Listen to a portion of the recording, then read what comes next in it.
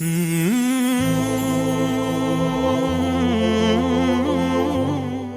اللہ الرحمن الرحیم والصلاة والسلام علی رسولہ الکریم وعلی آلہ وصحبہ اجمعین۔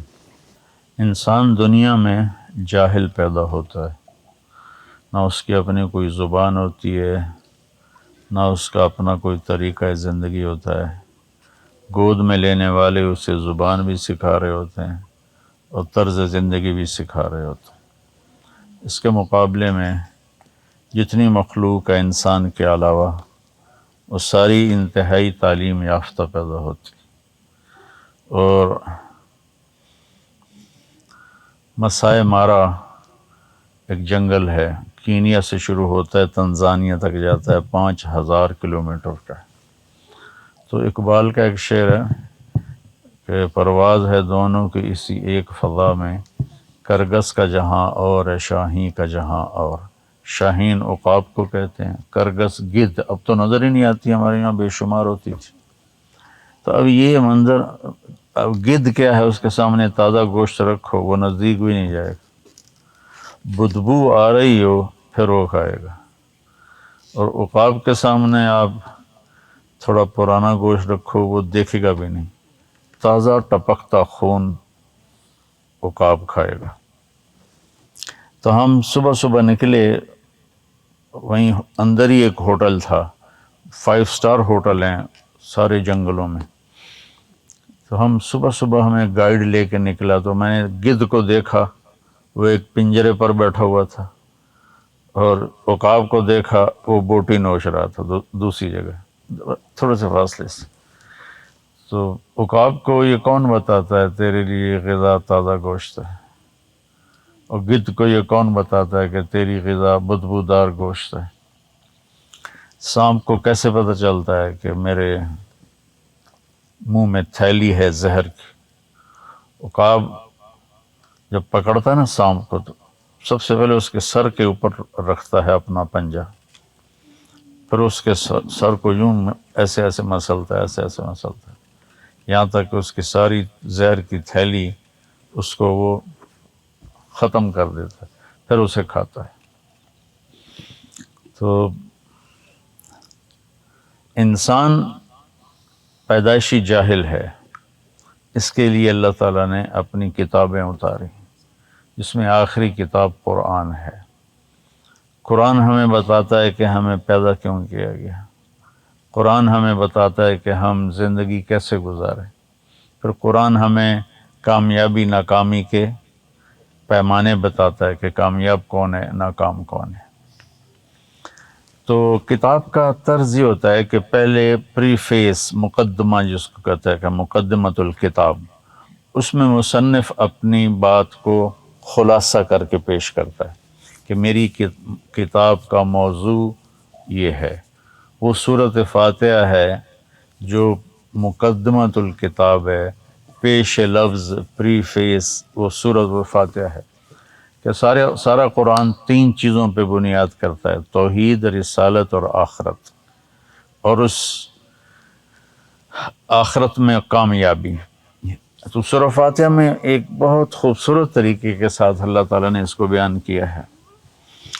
پھر مصنف جو ہوتے ہیں نا قابل، وہ جب آخر میں آتے ہیں، یہ ناولوں کی بات نہیں ہے، جو علمی کتابیں ہوتی ہیں، تو وہ آخر میں جب آتے ہیں نا، تو پھر اپنی کتاب کی سمری کو اس آخری چند الفاظ میں بیان کرتے ہیں۔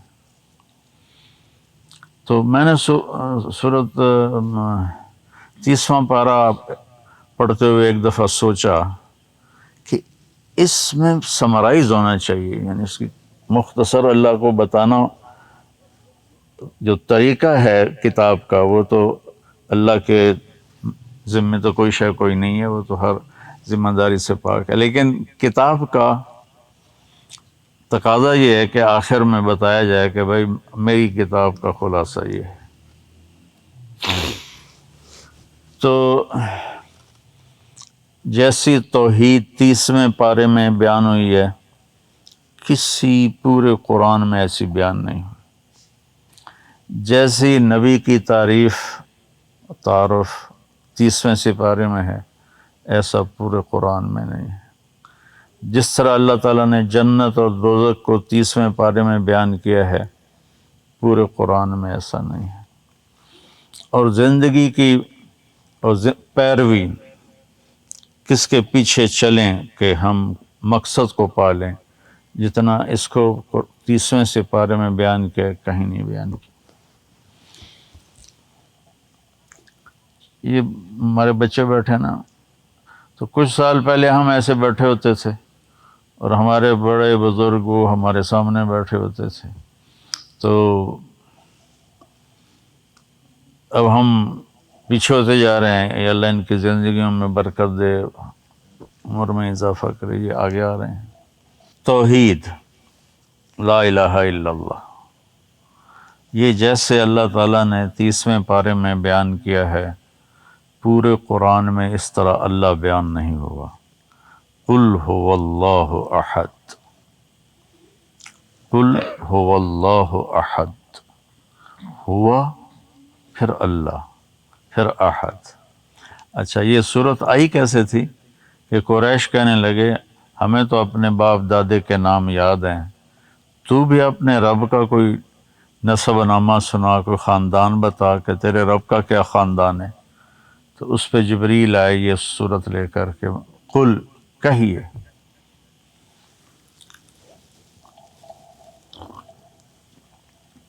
دو سو 27 دفعہ قرآن میں قل آیا ہے۔ یہ آگے پیچھے مجھے عدد ایسے اندازاً کہہ رہا ہوں، یہ سب سے ہیوی قل ہے۔ قل، کہو، ہوا اللہ، وہ اللہ جو ایک ہے، احد اور واحد۔ واحد وہ ہوتا ہے جس کا دوسرا بن سکے، اور احد وہ ہوتا ہے جس کا دوسرا بن نہ سکے۔ تو قل هو اللہ احد، واحد نہیں، احد۔ مثلا میں یہ کہہ سکتا ہوں کہ میں اس کرتے کا واحد مالک ہوں، میں یہ نہیں کہہ سکتا میں اس کرتے کا احد مالک ہوں، کیونکہ احد اسے کہتے ہیں جس جیسا کوئی ہو ہی نہیں۔ اچھا، فرد ہے، کوئی رشتہ کوئی نہیں، اللہ الصمد، اس کا کوئی رشتہ کوئی نہیں، سب سے بے نیاز ہے۔ جگہ، دیکھو ہم سب جگہ میں بیٹھے ہیں نا، تو وہ کہتا ہے لا یحویہ مقام ولا یشتمل علیہ زمان، کہ تمہارا رب جگہ سے بھی پاک ہے، سبحان اللہ، کیونکہ جگہ تو مخلوق ہے اور وہ خالق ہے، خالق مخلوق میں کیسے آئے گا؟ لم یلد، کسی کا باپ نہیں، لم یولد، کسی کا بیٹا نہیں، ولم یکن لہ کفوا احد، پھر آ کے ضرب لگائی، کوئی ایسا ہے تو دکھا دو۔ تو سورہ اخلاص جو ہے نا، یہ لا الہ الا اللہ کو بتاتی ہے کہ اللہ کتنی بڑی طاقت ہے، جس کے میں حیران ہوں۔ اب دیکھو نا، اندھیرا چھایا ہوا ہے، اور آگے کھیتوں میں چلے جاؤ تو اور اندھیرا ہے، صحراؤں میں جنگلوں میں چلے جاؤ اور اندھیرا ہے، اور وہ کہتا ہے لا یعزب عن ربک من مثقال ذرہ، کتنا ہی کالی رات کا اندھیرا ہو، تیرے رب سے ایک ذرے کے برابر چیز بھی چھپی ہوئی نہیں، کیا نظر ہے اس کی۔ ساری دنیا کے جن اور انسان، مرد عورت، بوڑھے جوان، عرب عجم، چھوٹے بڑے، بیمار صحت مند، اللہ تعالیٰ کہتا ہے اکٹھے ہو جاؤ، مانگو۔ دو آدمی بولیں تو بات تیسرے کو سمجھ میں نہیں آتی، یار کی کر دے ہو، ایک تو بولو۔ اور اتنی کائنات بول رہی ہے، یہ جھینگر بول رہا ہے، آپ کو پتا ہے کتنے بول رہے ہیں، کہاں کہاں بیٹھے ہیں، اور اس کو پھیلاؤ 7 بر اعظم پر، تو کہتے ہیں تیرا رب ہر مخلوق پہ نظر رکھتا ہے۔ قل هو اللہ احد۔ توحید کے بعد رسالت ہے۔ اللہ نے پورے قرآن میں اپنے نبی کا بیان کیا ہے، آمنوا باللہ ورسولہ، لیکن جیسا مرتبہ میرے خیال میں کہیں تفسیر سے پڑھ کے نہیں کہہ رہا، اپنے ذوق سے کہہ رہا ہوں، کہ اللہ نے جو یہ بیان کیا نا وَلَسَوْفَ يُعْطِيكَ رَبُّكَ فَتَرْضَى، یہ اللہ کے نبی کی شان میں سب سے بڑی آیت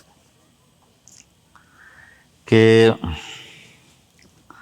اللہ تعالیٰ اپنے حبیب کی خوشنودی چاہ رہا ہے، ساری دنیا سے کہتا ہے مجھے راضی کرو، اور خود کہتا ہے تجھے راضی کرو۔ جب وہی بند ہو گئی نا آنی، تو قریش کہنے لگے اس کا رب چھوڑ گیا، وَدَّعَهُ رَبُّهُ وَقَلَا، اس کا رب اسے چھوڑ گیا۔ پتہ رکھ تو ایک دن حضرت خدیجہ نے کہہ دیا کہ یا رسول اللہ کہیں اللہ ناراض تو نہیں ہو گیا؟ تو اللہ کے نبی کو اس بات کی ضرب لگی، اپنوں کی بات زیادہ چبھتی ہے نا، تو ایک دم جبریل دوڑے ہوئے آئے۔ جب آپ کو کسی چیز کی وضاحت کرنی ہو اور اگلا ماننے کے لیے تیار نہ ہو، یا اس کی سمجھ میں نہ آ رہا ہو، یا اسے پتہ نہ ہو، تو آپ کا لہجہ نارمل نہیں ہوتا، تیزی آ جاتی ہے۔ یار ہونے تو میں تو اندر سے آتے ہوں کی ہو گیا یار، وَالضُّحَىٰ وَاللَّيْلِ إِذَا سَجَىٰ مَا وَدَّعَكَ رَبُّكَ وَمَا قَلَىٰ وَلَلْآخِرَةُ خَيْرٌ لَكَ مِنَ الْأُولَىٰ وَلَسَوْفَ يُعْطِيكَ رَبُّكَ فَتَرْضَىٰ، یہ لہجہ ہے یہاں قرآن کا۔ اللہ تعالیٰ جلدی جاؤ جلدی جاؤ میرے محبوب دے دل وچ گل آ گئی، بھجتے جاؤ بھجتے جاؤ بھجتے جاؤ۔ جب عَمَّ يَتَسَاءَلُونَ، یہ ایسے نہیں عَمَّ يَتَسَاءَلُونَ، عَمَّ يَتَسَاءَلُونَ، جانتے نہیں ہو کس سے پوچھ رہے ہو، لہجے میں تکبر ہے۔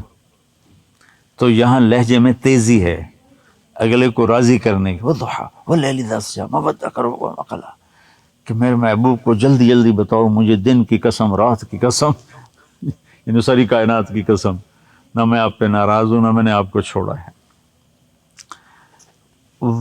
اس کے بعد ہے وَلَسَوْفَ يُعْطِيكَ رَبُّكَ فَتَرْضَىٰ۔ اللہ تعالیٰ فرما رہے ہیں کہ میرے محبوب میں آپ کو اتنا دینے والا ہوں کہ آپ کو خود نہیں پتہ، آپ راضی ہو جائیں گے۔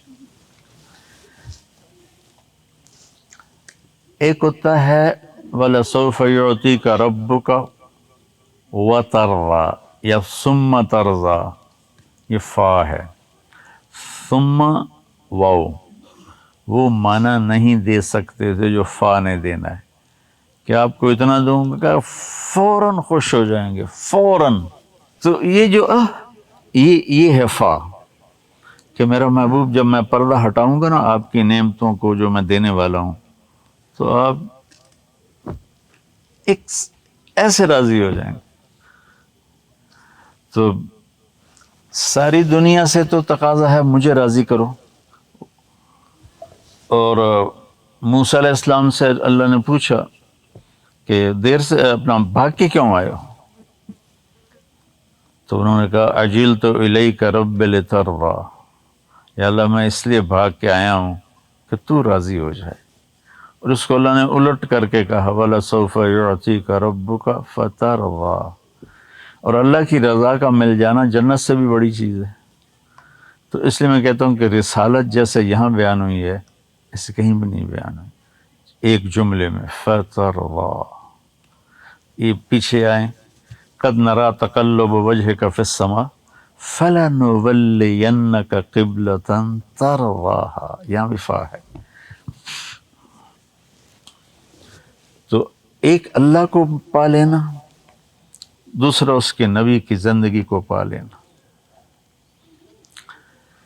پھر جنت اور جہنم جیسے یہاں بیان ہوئی ہے وہ کسی جگہ بیان نہیں ہوگا۔ فَذُوقُوا فَلَن نَّزِيدَكُمْ إِلَّا عَذَابًا، کہ چکھو اس عذاب کو یا ہمیشہ ہم بڑھاتے رہیں گے۔ اللہ نے بڑی جہنم بیان کی ہے، مختلف جگہ پر بیان کی، آج ہم نے سنی بھی 30ویں پارے میں آتی رہی، لیکن یہ ایک جملہ جہنم کے پورے بیانات میں سارے جملوں پر بھاری ہے کہ فَلَن نَّزِيدَكُمْ إِلَّا عَذَابًا، کہ اب یہ عذاب ہمیشہ بڑھتا رہے گا، کبھی کم نہیں ہوگا۔ تو جیسے ایٹم بم ہوتا ہے، چھوٹا ہوتا ہے لیکن پھٹتا ہے تو دنیا تباہ ہو جاتی ہے، یہ آیت ایٹم بم کی طرح ہے، نافرمانوں کے لیے۔ اور جنت میں جو کہتا ہوں کہ جیسی جنت اللہ نے یہاں بیان کی ہے تو آپ کا ذہن جاتا ہوگا ویل للمطففین کی طرف کہ ان الابرار لفی نعیم علی الارائک ینظرون تعرف فی وجوہہم نظرۃ النعیم۔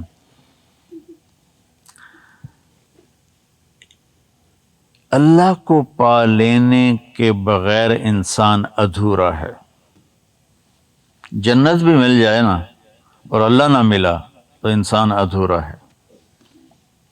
جنت کی ساری نعمتیں ہوں اور اللہ کی زیارت نہ ہو، اللہ سے ہم کلامی نہ ہو، تو اللہ کی قسم جنت بے مزہ ہے۔ اس لیے جب انسان کی تکمیل ہے اللہ کو دیکھنا، ساری نعمتیں ہوں لیکن اللہ سامنے نہ ہو، ساری نعمتیں ہیج ہو جائیں گی۔ تو یہاں اللہ تعالیٰ نے ایک جگہ نا جنت کو کیسے بیان کیا، ایتھا النفس المطمئنہ ارجعی الی ربک، یہ ٹکڑا میں کہتا ہوں جنت کا سب سے خوبصورت بیان ہے کہ اے نیک انسان میرے پاس آ جا، ارجعی۔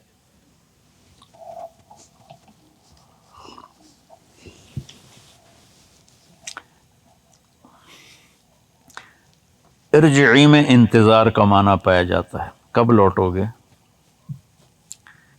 کب واپس آؤ گے، آپ لاہور جا رہے ہو کب واپس آؤ گے، یہ انتظار کا معنی ہے۔ تو اللہ نے یہاں لفظ استعمال کیا کہ اے میرے نیک بندے لوٹ کے آ جا، رجا لوٹ گانے کہتے ہیں، لوٹ کے آ جا۔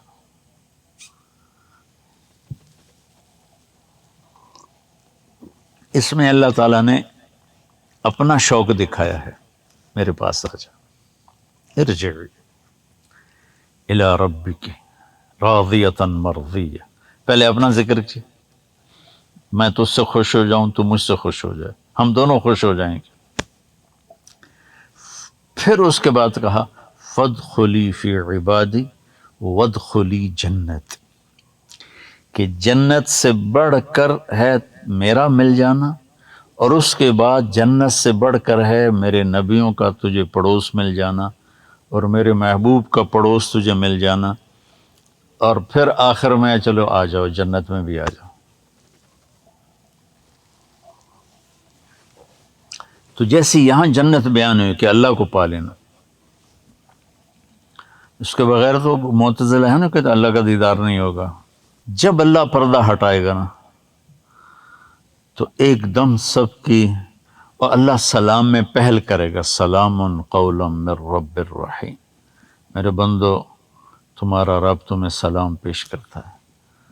تو پھر وہ کہیں گے یا اللہ آج ایک ہماری تمنا پوری کر دے، تو اللہ تعالیٰ فرمائیں گے بولو، کہ ہم دنیا میں تیری عبادت تو کرتے تھے لیکن دل لگا کے نہیں کرتے تھے، ہمیں تیرے حسن کا پتہ ہی نہیں تھا، ہماری ٹکریں بھی اللہ کو پیاری ہیں، ہماری ٹکریں بھی اللہ کو پیاری ہیں۔ جیسے ہمارے بچے چھوٹے چھوٹے نماز پڑھتے ہیں تو ہمیں کتنے پیارے لگتے ہیں، تو ایسے ہی ہماری ٹکریں ہیں لیکن یہ بھی اللہ کو محبوب ہیں نہ پڑھنے سے۔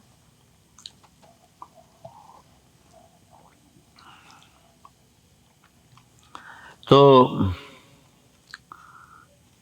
اللہ تعالیٰ کی بارگاہ میں عرض کریں گے یا اللہ ہم نے دنیا میں نہ تیری بندگی نہیں کی، آج تجھے دیکھ کر پتہ چلا تو بڑے حسن و جمال والا ہے، ہمیں اجازت دے کہ ایک سجدہ تجھے دیکھ کر کریں، جیسے بن دیکھے کیے تھے کراچی میں، لاہور میں، ملتان میں، تلمبہ میں، رئیس آباد میں،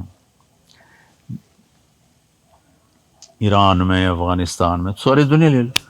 تو اللہ تعالیٰ کیا کہیں گے، اللہ کہیں گے میرے بندو اب نا رینک چینج ہو گیا ہے، تو اللہ کہیں گے میں آج اپنی زبان میں اللہ کی بات بتا رہا ہوں، ایسے تو وہی ایسے اللہ تعالیٰ کہیں گے رینک چینج ہو گیا ہے، دنیا میں تم میرے بندے تھے، میں تمہارا رب تھا، تو مجھے سجدہ کرنا تمہارے ذمہ تھا، اب یہاں تم میرے مہمان ہو اور میں تمہارا میزبان ہوں، اب میں مہمان سے کامل ہوں، یہ میری غیرت کے خلاف، لہٰذا بس جاؤ موجاں کرو۔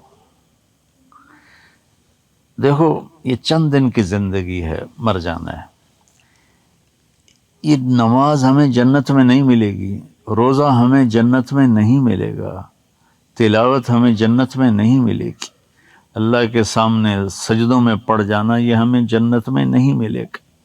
وہاں تو صرف اپنے نفس کی خواہشوں کو پورا کرنا ہے، کلوا واشربوا ہنیئا بما اسلفتم فی الایام الخالیہ۔ تو ان دنوں کو اللہ نے نماز ایک ایسی چیز بنائی ہے جس کے لیے سارے کام چھڑوا دیے، روزہ رکھو، سارے کام کرو، حج کرو، جاؤ بازار سے خرید و فروخت کرو،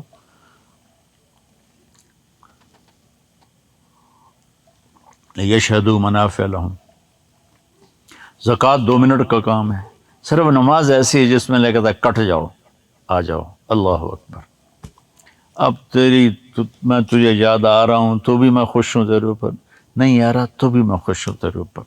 تو اللہ نے اپنے نبی سے نا نماز کا لیول مانگا ہے۔ یہ گلاس ہے نا آپ دیکھ رہے ہیں، اب اس میں پانی کا ایک قطرہ نہیں ہے، ٹھیک ہے نا، عربی میں اس کو کہتے ہیں فراغ، کہ افرغت الکاس، میں نے گلاس کو خالی کر دیا۔ تو صرف نماز میں اللہ نے کہا ہے فَإِذَا فَرَغْتَ فَانْصَبْ فَإِلَىٰ رَبِّكَ فَارْغَب، فَإِذَا فَرَغْتَ اور ارغب اخیر میں کا فرغب۔